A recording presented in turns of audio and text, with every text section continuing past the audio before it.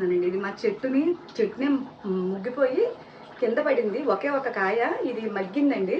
దీన్ని నేను ఒరిజినల్గా మజా ఎలా చేస్తారో మీకు చూపిస్తాను. చాలా బాగుంటుందండి. మామిడికాయ ముక్కలండి, ఇలాగ పెద్ద ముక్కలు చిన్న ముక్కలు ఏయో ఒకటి కోసేసి ఇలా వేసేయాలండి.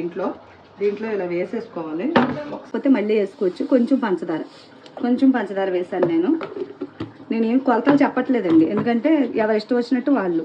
దీంట్లో కొంచెం వాటర్ పోసుకొని మిక్సీ పట్టుకోండి.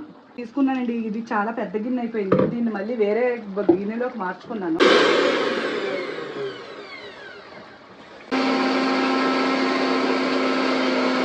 పట్టుకుని ఇలా ఫిల్టర్ చేస్తున్నాను. ఫిల్టర్ చేస్తే ఇంకా కొంచెం ముక్కలు మిగిలినవి.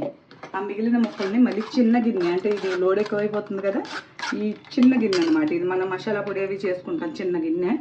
ఈ చిన్న గిన్నెలోకి ఇలా తిప్పుకుని ఒక్క తిప్పు